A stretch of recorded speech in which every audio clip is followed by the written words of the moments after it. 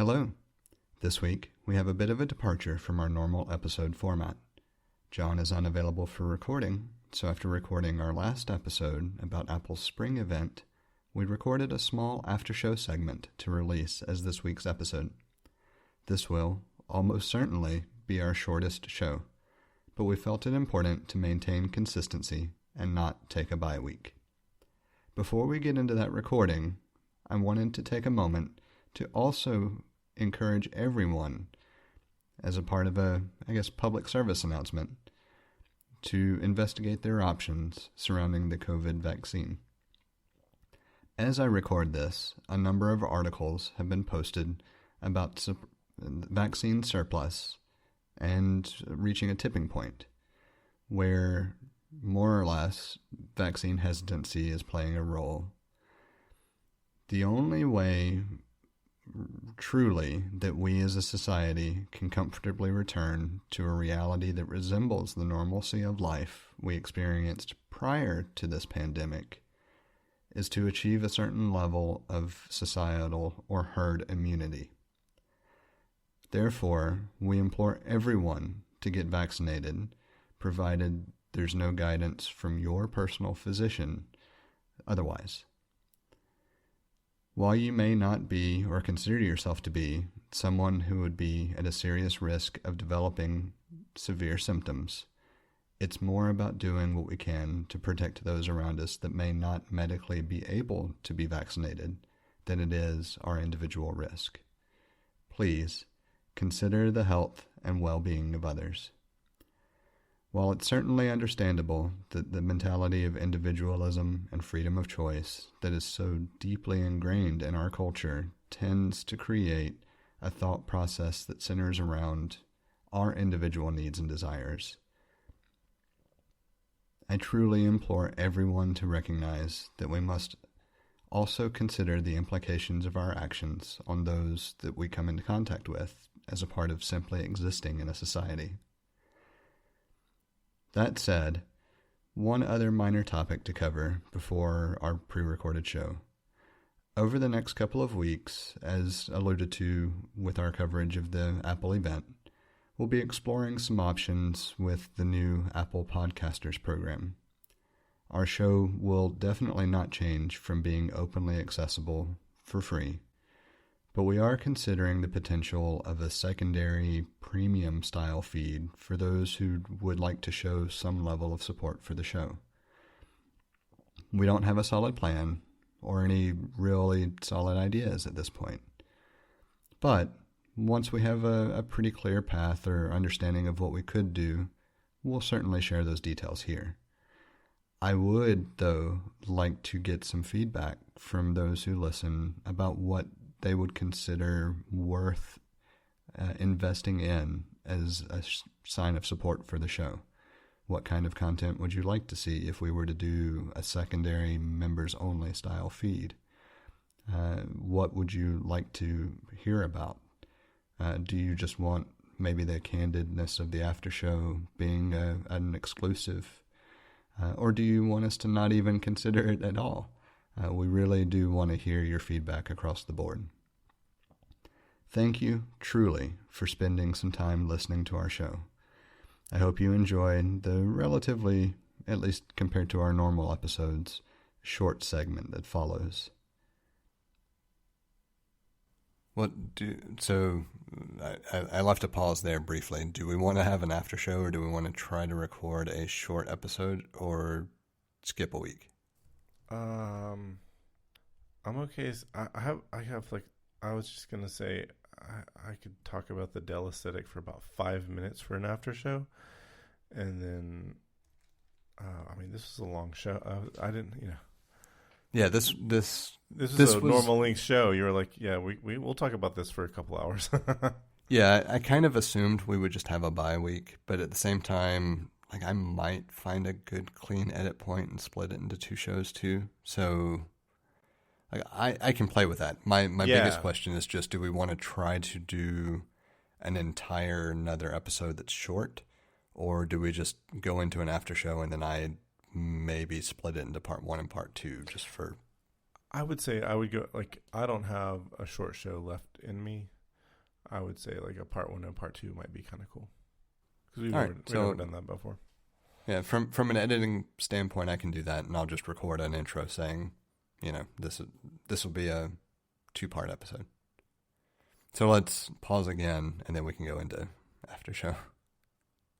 Okay, so I got triggered in the show about I don't know when you were talking about your Razor, I thought of the Dell aesthetic from the early to mid 2000s, because at the time I was not an Apple user. Like my first, I was in a weird spot. First, like my personal computer was I was running Windows XP, and actually Windows 2000. I stayed on Windows 2000 for a few years before I jumped to XP. I think it was like 2003 when I started using XP. But I briefly had a Dell, and I returned it because it was a honking thing, man. And at the time I didn't care, but it was like this cheap plastic, and I think I had a blue one. It was like a Latitude something, but there were interchangeable plastic. I don't know what you call them. They're just pieces of plastic that you connected to it, and they were interchangeable. You could take them out. You could buy from Dell different ones, and I remember there was like a walnut looking. There was no wood in it at all, but it was a piece of plastic designed to look like walnut burls. You're talking about the way it would be, like the fascia on the outside of the display. Yeah, correct? yeah. So it'd be like the lid, like the top of the lid. Like when you open it up, that's what, where. I remember those. Yeah, and I hadn't thought about that for the longest time, but I just remember the Dell website, and it had all of the different colors that you could get, and it was a lot of colors. And I get why they were doing that, because there's a bunch of college kids buying Dells, and dude, you're getting a Dell, and I'm just thinking about that, and I was like, I don't want to say how awful that was, but man, that was awful. Well, I can understand why you don't want to necessarily call it awful, because it is appealing to the same idea that we've been talking about with the color and the lineup.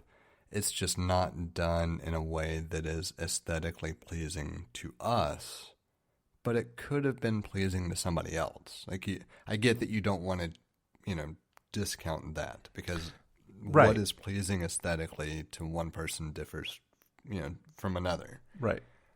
And so I understand that, but even with those caveats, they looked so horrible that it's difficult to say that anybody found them aesthetically pleasing. It was just a failed implementation of trying to appeal to that level of customization. And they were doing it on the cheap. It was not an expensive way to do this. I'm certain it garnered, numerous consumers to buy their product. Later, I was thinking about, that's now made me think about the white MacBook. There were all those plastic colored, different colored plastic shell cases that you could put on them, and they would just trap dirt in between them and the enclosure of the MacBook and just scratch it to hell and create all those pit marks. But it added a pop of color to an otherwise clean white MacBook, and so it's always going to be a thing, and that's okay. Preferences are never wrong. They might sometimes be illegal, but they're never wrong. So. Part of me wants to dissect that, but at the same time, I think that could be a whole other show. Yeah. What I was going to mention there is that it's really no different than the case argument for the phone. Yeah. Right. Part of why there is a market for cases. One, some people legitimately prefer the comfort of what a case provides from a security standpoint, just from I'm not as liable to break the phone, right? Or even if it just adds grippiness to it, it's not gonna slip out of my hand. Right. But I think the overwhelming majority of the people who choose cases choose them based on what it provides as from an aesthetic perspective, even though they may not recognize it as a driving force up front. Like they may just think, well, I need a case, so I'm going to get a case. But their choice of case is driven by their preference in aesthetic or presentation. Mm-hmm. And it's something that most people don't spend a lot of time thinking about because they look at some options that appeals to me. I'll go with that. But it's all really intertwined with what you prefer to look at from a day-to-day perspective. And it's why I choose to go caseless. I love the aesthetic of what Apple machines and creates as a natural device without anything wrapping it. And if it didn't appeal to me, I would probably choose a case in order to make it appeal to me on a day-to-day basis. And I don't have to, because up to this point so far, they've created, a look and feel that I like, because it feels clean, even if it's not necessarily clean, right? There's Right. I don't know of a good way to put it. It feels, clean is a good word. It feels like it's simplistic enough that there's no fluff, there's no exaggeration. It is what it is, and I appreciate that. It was a thing that was designed by some of the top designers in the world in this particular category. It's tough to understate the whole aspect of it being. There's just no good way to put it. It's so subjective, right? Like I said clean, and minimalist to an extent. Like the big thing is it doesn't feel cumbersome. It doesn't feel like it was designed to be flashy or designed to catch the eye more so than it just would naturally. There's an aspect to a minimalist presentation, even though I don't think I would classify it as minimalist design. It's more that it's not attempting to draw attention to itself. It's attempting to be appreciated for the design upon inspection. Yeah. Is that maybe a good way to put it? It kind of makes me think of like an ad from the 80s. I don't know if this exact ad exists, but it might have been for a car, it might have been for a watch, it might have been for I don't know, something that it comes across as snobby, but and that's why I've been trying to be really careful about how I say it, because I don't want to come across as snobby. Because like, if you like a thing, you like a thing, and that's good. I'm glad there's a thing out there that you like, and just because I don't like it, I don't want to say, like, for example, like the Dell implementation of the colors on their computer, it was cheap, not cheap like it was cheap in that it was inexpensive, and it was cheap as in like the actual meaning of the word cheap in low quality. But it made people happy, and that's fine. The new iMacs, they have all these bright colors. It's going to make people happy, but it's not cheap. It looks really good. It's bright and bold and something that Apple hasn't done in a long, long time. And I think it's going to make people happy in the same way. So I just want to be, like, I don't want to come across as like a snob, but it's just like the way you're describing it. Like, I feel like there was some ad where it might say it's clever but understated, and like it's bold but not brash, and I don't know. It's a lot of things. It's just a really well designed device. It feels good in the hand. It's incredible, like it's the best functioning of the devices, and that's subjective, but to put if I put a case on my phone, I feel like I'm hiding that, and I'm taken away from the thing that what I like about it. So yeah, I think we're both trying to describe the same thing and failing because it's so difficult to describe. Yeah. And not feel snobbish about it. Part of what I go back to, if you think about a good quality camera, and the whole reason I use cameras is just because of my hobbies and affinities. Well, also, I was going to say cameras aren't necessarily. It feels like you could be less pretentious with a camera. Yeah, for sure, but it's because of the amount of exposure I have to different cameras and everything else. It's just easy to draw the comparisons.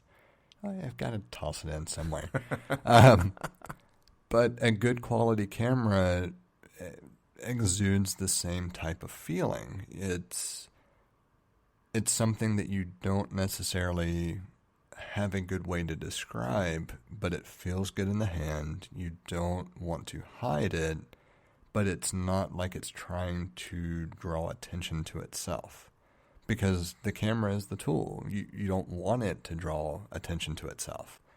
And Apple design has manifested itself over time, generally speaking, in a way where it doesn't draw itself to the design other than a passing glance. But if you take the time to examine it, you can really appreciate a lot of understated details. And I think that's the big thing that's just understated a lot of times. Because sure, look at the IMAX, you can certainly say the color attempts to draw it, somebody's attention to it, but it doesn't really.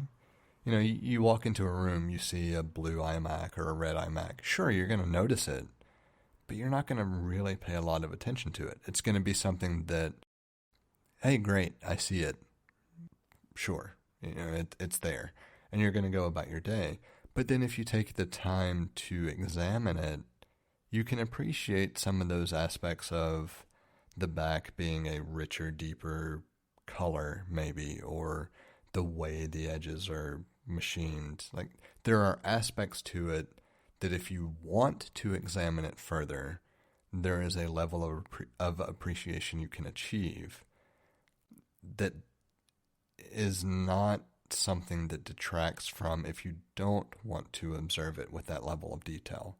And there's a balance there that I think is understated, that is so difficult to achieve. Like, how can you create a product that is both worthy of inspection or worthy of examination, and yet doesn't just turn you off completely and utterly from even looking at it on the flip side of it because it is different or attention seeking or getting in general. Like, that balance is what I think is really understated in what Apple design encompasses as a whole. I just thought of a tagline for Apple design. What's that? Apple design, the ultimate driving machine. and as soon as they release the car, it'll be literally oh man, I had to put that in there too. Oh man, I don't even want to talk about that.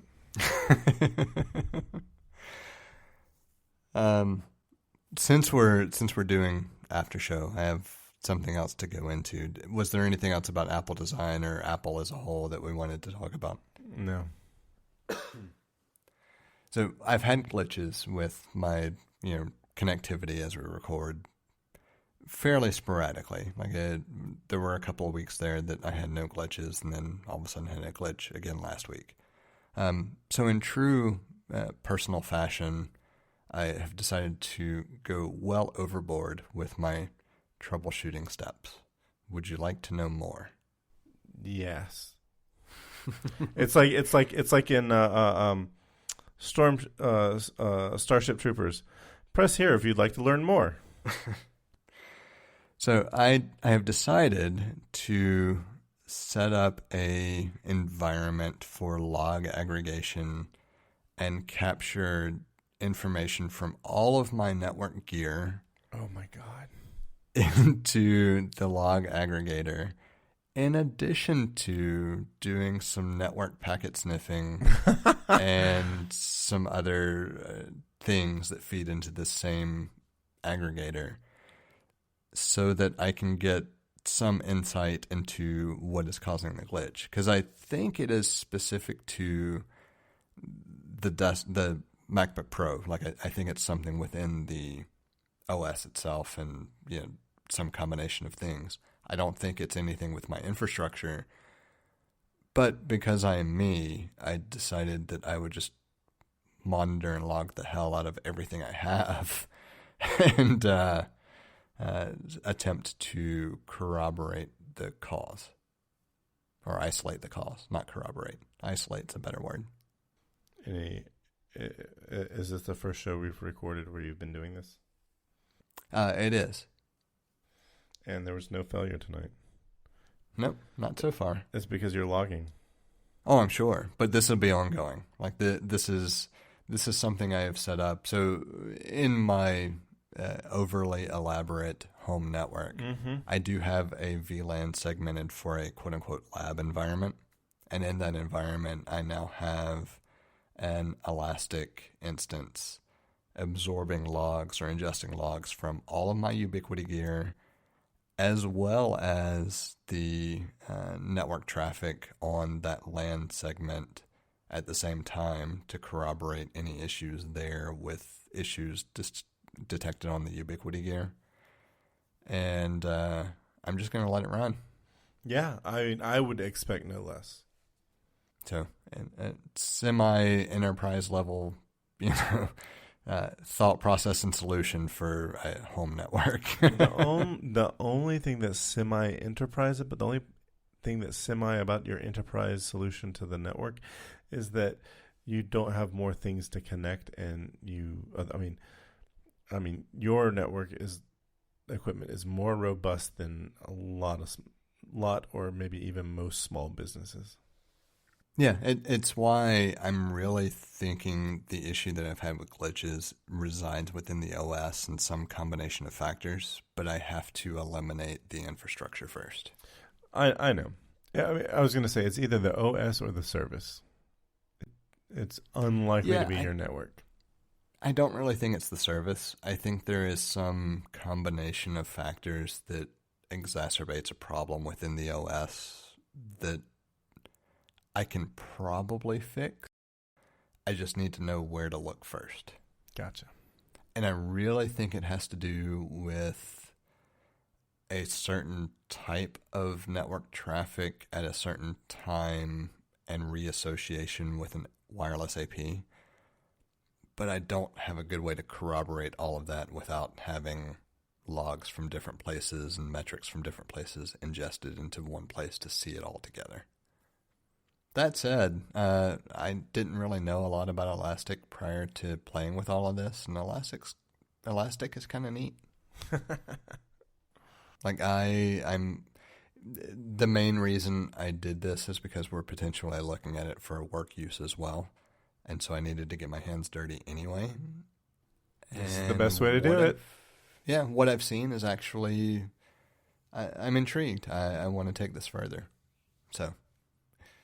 Ended up being good, but at the same time, it is troubleshooting in, true me fashion. I'm going to go overboard and capture every possible thing I can, and, Do you have logs? Jesse's got logs. He's got logs for days. I have logs. I have SNMP traffic off all of the network gear. I have metrics off of the servers in question. I'm sniffing packets for that network segment. Like, I have a lot of stuff being aggregated, and we'll see. I don't know whether I'm going to have another glitch anytime soon, but I really think it's something in OS 10 specifically.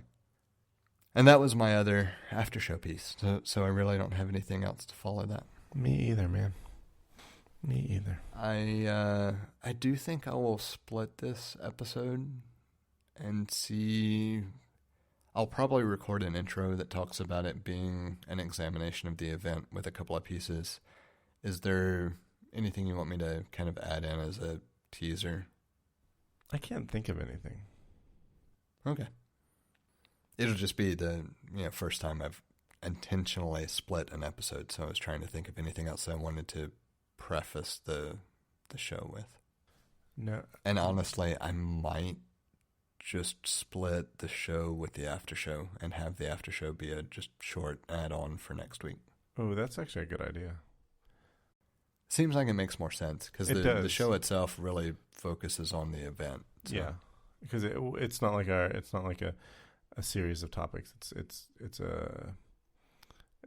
one topic with a series of things from that topic. Yeah, subtopics. Granted, that doesn't mean next week's episode will be really short in comparison, but that's okay. I'm okay with that.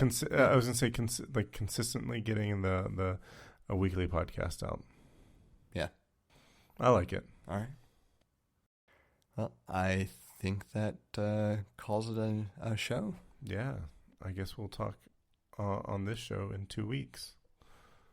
Sounds good. So I meant to ask, are you just enjoying a vacation or time off, or do you have something specific that you're doing? And you don't have to necessarily share specifics. I was curious. I'm going to be in Mexico. Oh, nice. Yeah. I'm jealous. Yeah. What part? Tulum. Oh, I'm really jealous. Yeah. Yeah. So the funny thing is I just imported yesterday the video that I had from the Tulum area, and it brought back memories of how just clear and great the water was at the beach there, and how much I want to go back. You've been to Tulum? I have. When did you go to Tulum? This would have been 2005, I think. May have been 2004. I'd have to go back to the actual timestamps, but the 2004, 2005 time frame. The first time I went was in 2004. And that's rather interesting. Yeah. Yeah.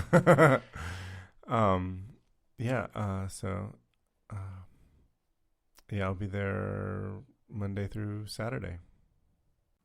Nice. Yeah. Let me know how it compares to experiences in 2004. I've been debating whether I look at Mexico as our next international trip.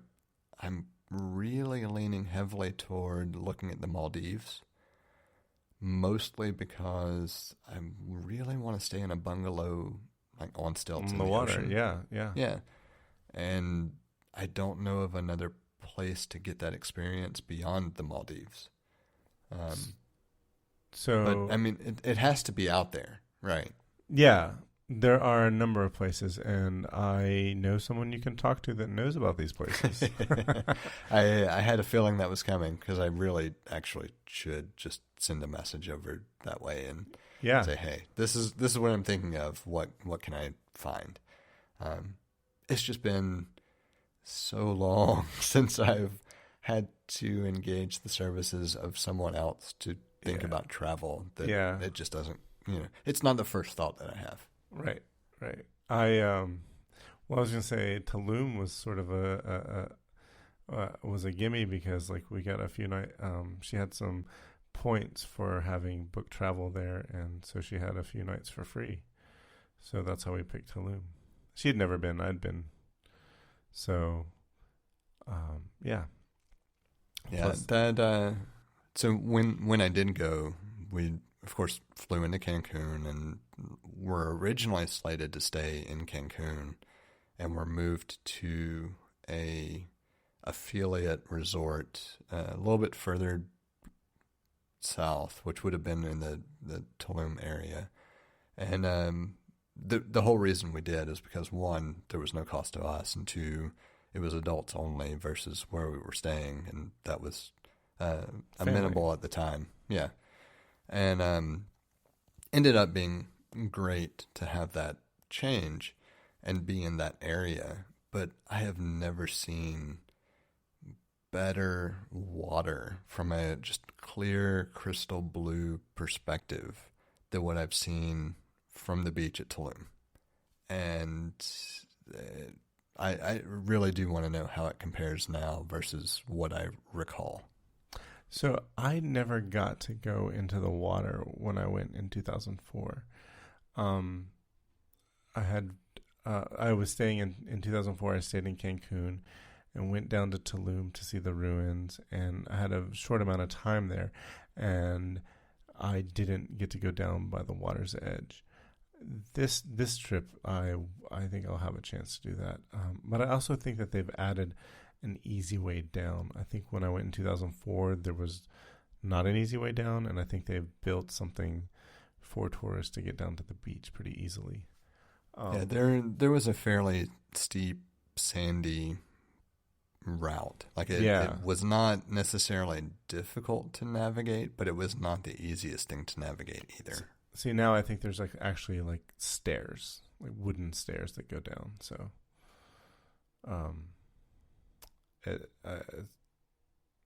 I just remember Tulum was a stop that day, and then because we were going to multiple locations, and I didn't want to miss. I didn't want to get stuck there, so I did not go down. I think we'll definitely have at least a quick conversation following up on that, even if it's not for the show, just out of my curiosity. Yeah. All right. Well, I think that calls it a night. Yeah.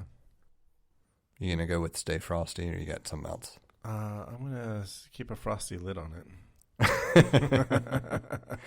All right. Well, I think that calls it, and I will say have fun on the trip. Thank you. And enjoy, and I will talk to you in a couple of weeks. Yeah. All right. Good night. Bye. You can follow us on Instagram and Twitter at untitled_hosts. Send us an email at untitled.hosts@gmail.com, or follow the feed directly at theUntitledPodcast.com.